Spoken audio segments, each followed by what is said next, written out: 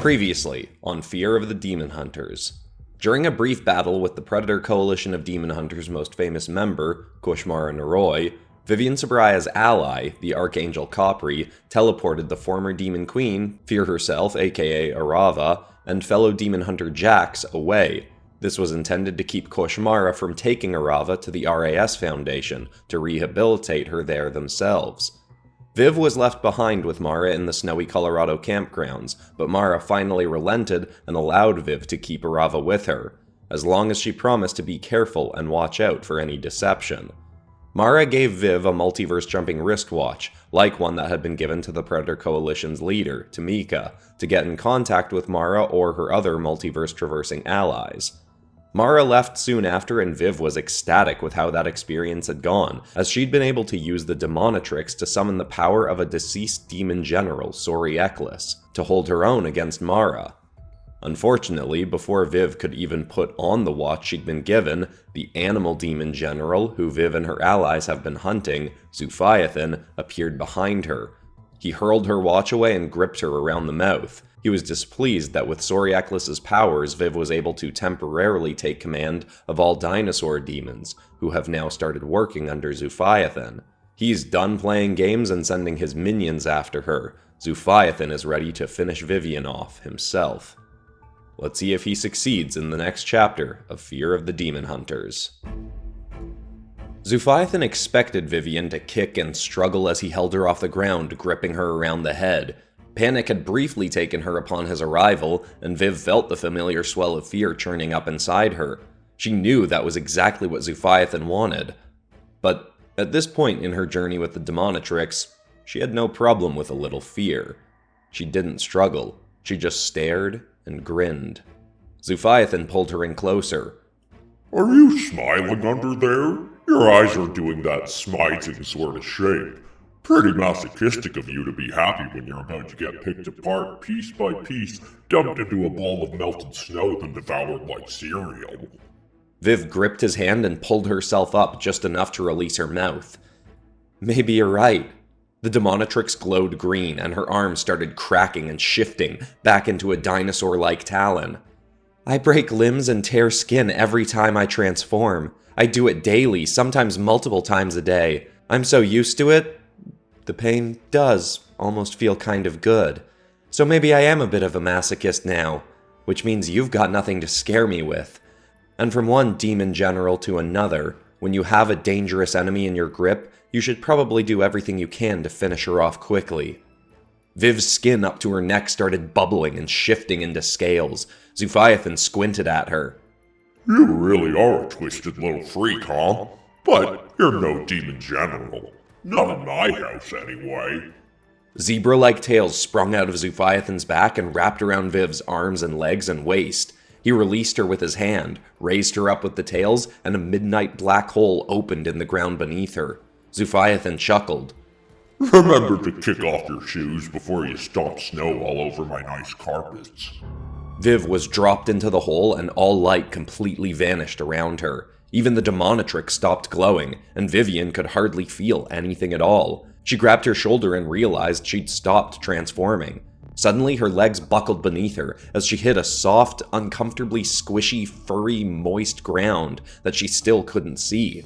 She stood up quickly but smacked her head against something hard. A pulse of light suddenly burst from the object she'd hit and swelled through the skeleton of a massive four-legged creature looming over Viv. A pair of veiny eyes appeared in its skull, which leered down at her as it lumbered away and dimmed back to blackness. She stumbled backwards, tripping on the mushy floor like she was treading across a half-filled waterbed.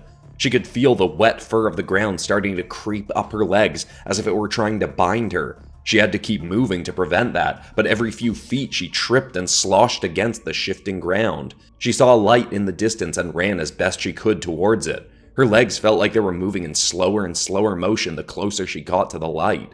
Her stomach twisted in knots as she kept trying to transform but felt no change in her body. She kept letting all the fear coming up pass through her as she did every time she used the Demonitrix, but for once she wasn't sure she could keep up with it. Some demons could slow and alter time. If Viv was in a realm where Zoophiathan had control of time, it could be the equivalent of days before Khopri returned for her. She kept moving towards the light, but the closer she got, the louder a buzzing sound all around her became. Her heart thudded against her chest like it were trying to escape. She finally got close to the source of the light and saw that floating all around her were more glowing bones. These were detached from any creature, but there were moose and lion and elk skulls singing and muttering to themselves.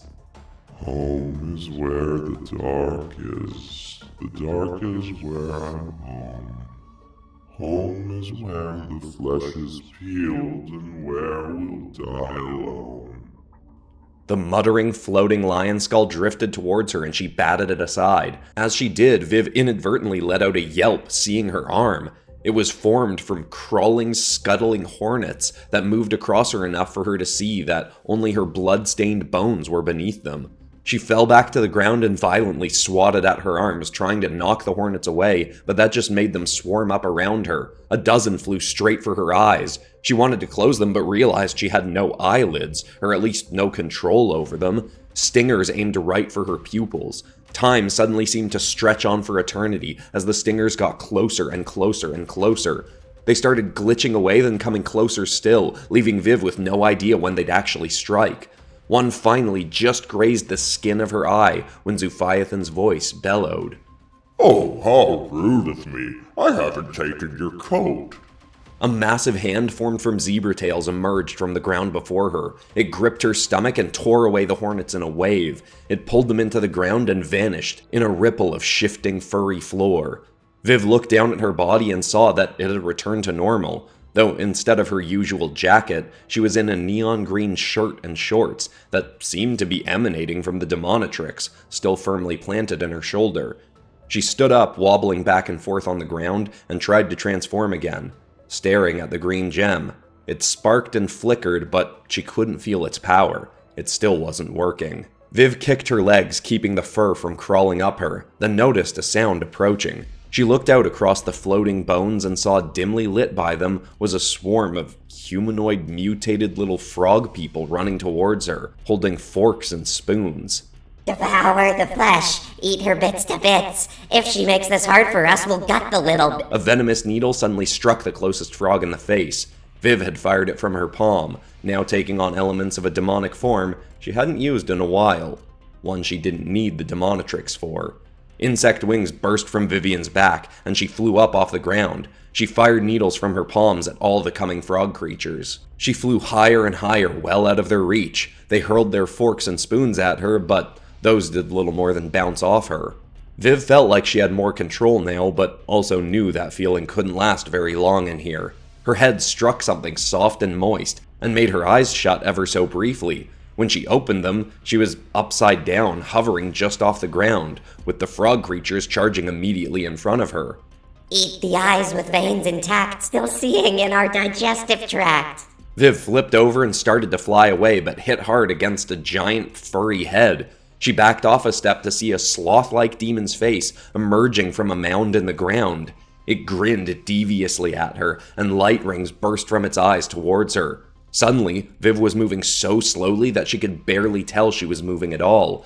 She felt a frog thud against her back, then another and another, scrambling across her body. She tried to raise her arm to swat them off, but she could barely move an inch before one of the creatures was clutching her ear to hang in front of her face. It spun a fork in its hand and grazed it across her jaw, up her cheek, tearing her flesh until it was just below her eye. Scoop, scoop, scoop. It chuckled far too eagerly. More and more thuds hit Viv's body. Despite her slow movements, her flesh shook. Every hair across her body was on end. Her heart struck her ribcage like a charging bull. And she loved it. A laugh suddenly burst from her mouth. Doing so made Viv realize she could move at full speed again. She snatched the frog creature off her face and stared at it. This is a rush. I haven't felt any overwhelming fear like this in a while. But is going for the eyes really the best you can come up with? Viv chomped her teeth around the creature's neck and ripped its head off, spitting it to her side. As soon as she did, the other frog creatures burst into white ash and floated off her. Viv's heart raced and she started laughing even more. Do you really not get what it takes to control the Demonitrix, Zoophiathan? Most people resist their fears and that just makes them worse. I've embraced mine. When they rear their heads, I invite them in to stay for a while. That usually makes them go away pretty quickly to a point where I sort of miss them now. Getting to be here with some more persistent fear is a nice change of pace. But if you're going to keep it up, you need to do better than making me move slowly and attacking me with weird little frogs and hornets. I've seen inside the minds of dozens of demons now. I know all the tricks. You're not bad at this, but right now, the scariest thing in this place is me. She fired a barrage of demon needles into the ground as she kicked the fur off her legs again. The sloth's head suddenly formed once more and came towards her. Before the rings emerged from its eyes, she shut her own and leapt towards it, shooting even more needles. She heard it moan in pain and opened again.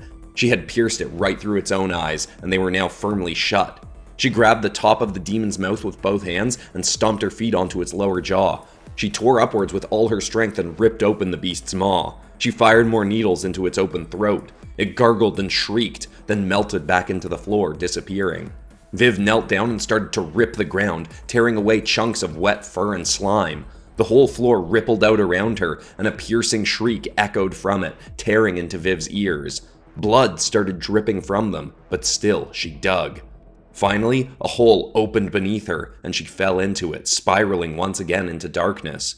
She spread her wings and flapped, stopping in the middle of an empty void. There was a moment of nothingness, until finally, a looming figure appeared in the distance. He marched towards her slowly, wagging his zebra tails in twitching patterns as he growled and chuckled through his hippo lips. I didn't realize taking over so many of my little friends had so royally cooked your brain, human. Maybe you're a real demon now after all. Viv flew closer to him and landed on a stony ground that she could barely make out. She kept marching forward, thinking to herself, "My turn to scare you, Zoophiathan." She spoke. "Oh, I am. I've felt it for a while now. I've got the heart and soul of a human, but the hunger of a demon. I keep it in check out there around other people, but in here, where it's just you and me and whatever delusions you cook up for us, I can finally cut it all loose and be as twisted as the demons I've possessed. Even my own fear is delicious to me now. Better yet, the unique smell of fear that spills off a demon just as they realize their prey was more predator than they were. It's better than any perfume on the planet." Viv stepped right in front of Zoophiathan and stared up at his grinning, toothy maw. She continued, "You brought me here thinking I was the meal, but I'm gonna slay and devour you, Zoophiathan, and I'm gonna do it slowly, so I can get every ounce of fear out of you I can. Then, I'm gonna kill every other demon general and drink in all the fear they've brought into the world through them in their dying moments. If you could have taken the Demonitrix from me, then you would have by now, so you'd better accept your fate, Zoophiathan. You wanted to kill Arava to take her role, but with the Demonitrix, I'm the real Demon Queen now. And as your new master, I'm relieving you of your position." Even without the Demonitrix working, Vivianne had never felt more powerful. Unfortunately, Zoophiathan just grinned even more widely and said sarcastically, The new Demon Queen. Duly noted, Your Majesty. A familiar battle cry echoed around Viv, but it wasn't one from a demon. Zoophiathan suddenly turned into a swell of smoke and drifted off. Flying through his body came a glowing, white blade.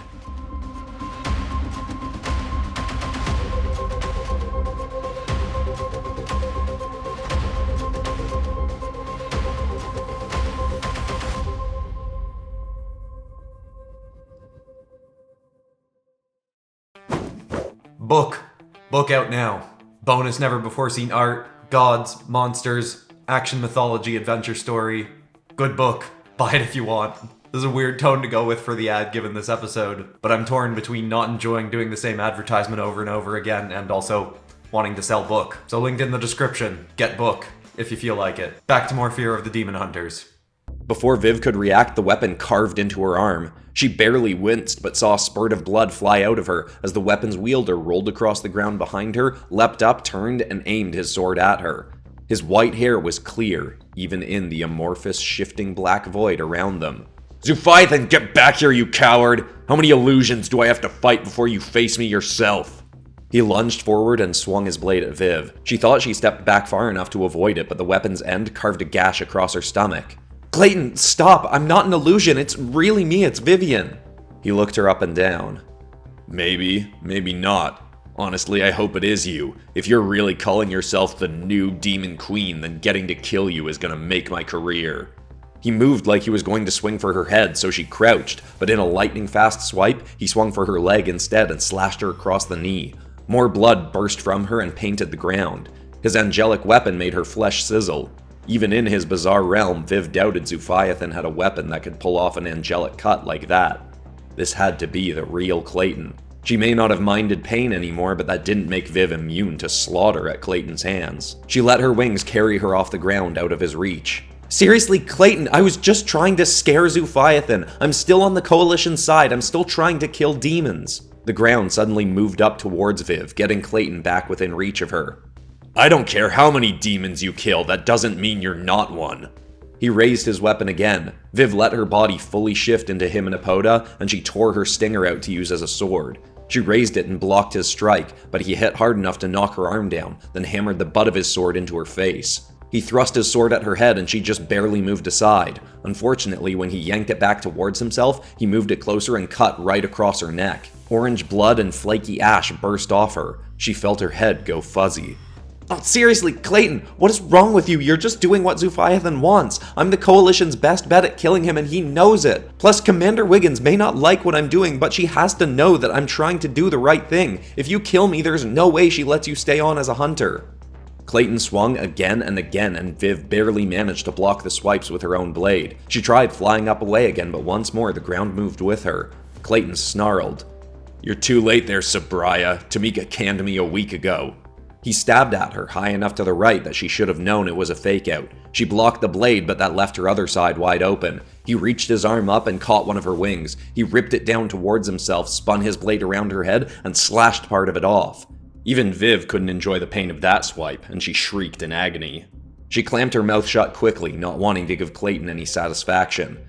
He didn't appear to have any. He just looked cold and relentless as he steadied his weapon again. Wiggins was going soft on you. She still planned to keep you on as a hunter after Mara took fear to that stupid attempt at a rehab center for freaks like her. I said if you ever stepped inside the Coalition again, I'd cut your throat the second you did.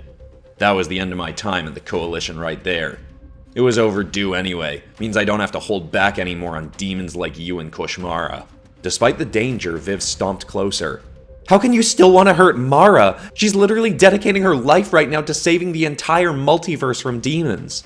He swung his sword and she raised to block, but he shifted his aim and struck her fingers, slashing two of them off and making her drop her blade. A demon is a demon no matter who they are or what they've done. You can't change what you are, and demons are monsters. Vivianne stumbled back from him. The only monsters here are Zoophiathan and you, Clayton.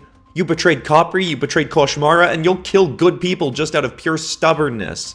Clayton leapt forward and swung his blade. Viv tried to duck back, but was still slashed across the cheek, making her spin and fall to the ground. Clayton's knuckles went white as he gripped his sword tighter.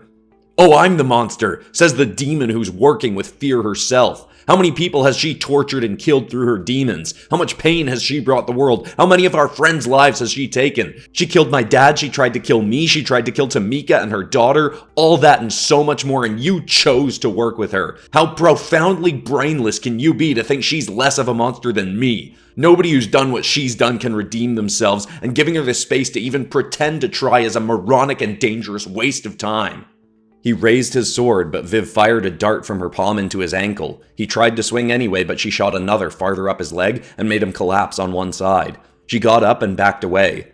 You want to know why Arava is worthy of redemption? She actually wants to change. Arava may be a mess, but she knows she's a mess, and she's trying her hardest not to be. She wants to make up for all the awful things she's done. She's going to redeem herself one day because she knows she has to. You, on the other hand? You're nothing like her because you pretend that every horrible thing you've ever done is justified and you just keep going on doing them. You may not have done things nearly as bad as Arava, but you're the one who's irredeemable, not her. Viv could have sworn in that moment she saw something flash behind Clayton's eyes. It was a fraction of a second, but it looked like genuine sadness or fear or regret. But it was the briefest flash, before Clayton ripped the darts from his leg and marched towards her again. I don't care what a demon thinks of me, least of all a dead demon.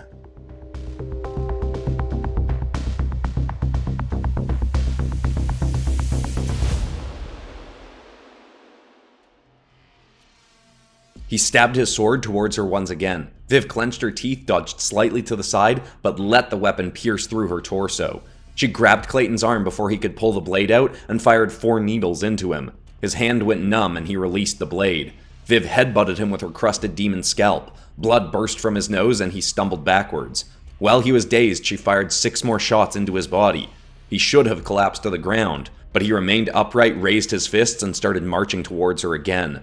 On partially torn wings, she zipped backwards through the air to get some distance. Just fall down and stay down, Clayton! She ripped the sword out of her side and could feel her vision going fuzzy. She wasn't going to be up much longer herself. She fired a few more shots at Clayton. He dodged some, but others pierced into his flesh and made him stumble more and more. Still, he marched forwards. His words slurred as he said, "You're dying today, not me, demon." Vivianne snorted.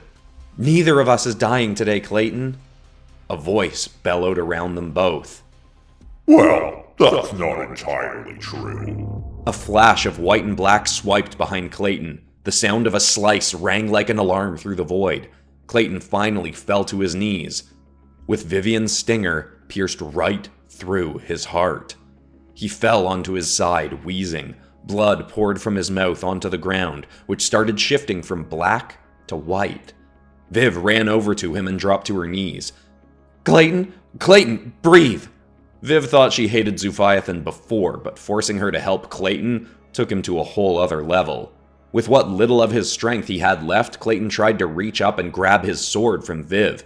He gripped the blade, cutting his own palm open, but still tried to yank it away from her. "Are you kidding me, Clayton? Stop it!" In anger, she yanked the blade back and cut a massive slice into his hand. He groaned faintly in pain and his arm dropped. "I'm sorry, you made me do that! How can you be such a jerk even when dying?" "Vivianne?" A familiar, angelic voice spoke and made Vivianne look up from Clayton. She finally noticed that the void was gone. She and Clayton were both back in the snowy Colorado woods. Capri stood before her, and a few feet across from him was Commander Wiggins. She and 2 other Coalition hunters stood in the snow, staring down at Vivianne and the near-lifeless body of Clayton. Blood dripped from all across him. A dozen of Vivianne's needles riddled his body, and her blade was pierced through him. Vivianne leapt up. Wait, Tamika, I swear this isn't what it looks like." Tamika leapt down to Clayton's side, tore off her jacket, and folded it under his head. "Doesn't matter what happened right now. What matters is getting him help. Stay with us, you grumpy snow scalp. Use all that stubbornness you got to keep yourself awake. You got it, Costas?" Capri jumped down next to her. He yanked out the blade and put his hands on either side of the wound. Gold and green light illuminated from him, but Clayton wasn't looking any better. "I can feel his soul slipping away. Even I may not be able to heal his body from this." Clayton started trying to mutter something, but it was little more than a senseless groan. His eyes fluttered shut, and all the tension in his body started to fade as he went limp. Tamika gently slapped his face. Hey, stay with us, Costas. You may look like you're 80, but you're actually too young to die. Come on. I may like you about as much as stepping on my girl's Legos on my way to the bathroom at night, but you've saved enough lives alongside me to be worth saving yourself." As they tried to keep him alive, Vivianne glanced down at the Demonitrix. She could sense that it would work for her again. An idea came to her instantly, but it may have been more stupid than helpful. "I think I might be able to save him. Sort of," Viv said as confidently as she could. Tamika and Capri both looked up at her. "This ain't the time to be timid, girl. Speak your mind fast or he's a goner," Viv said through gritted teeth. "When I was basically killed by a demon, my soul had slipped away too, but I was able to come back because Arava, well, you know." Capri's jaw dropped. "Vivianne, in the form of a demon general, you may be able to do what you're suggesting, but that doesn't make it a good idea." More confidently, assuring herself that it was the right thing every second, Vivianne said, "Well, it's the only idea we've got. Plus, it makes sense. Clayton is the most stubborn person on the planet, and he hates demons more than anyone." Tamika jumped to her feet. "Would you two stop being cryptic and actually say what you mean?" Viv nodded. Part of her felt it was the right thing to do to help him, but at the same time, she also saw it as incredibly fitting revenge for how he'd treated her, Mara, and Copri. Viv said, "I'll need Arava to tell me what to do, but Clayton's soul will definitely return to his body to take control if I turn him into a demon."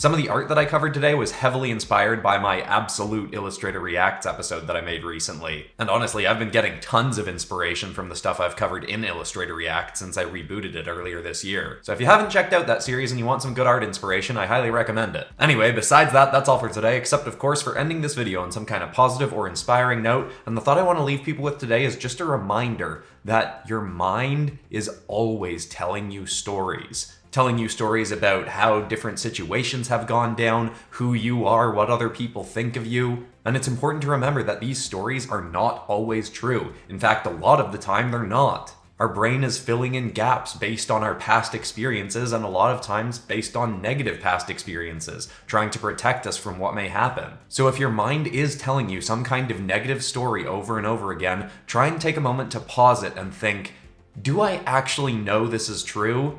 And I think there's a very good chance you'll find that you don't. And you could start telling yourself a story about how things could end up going way better than you can even imagine. I hope that's inspiring. I love you all, and I'll see you all in the next episode on Friday. Goodbye.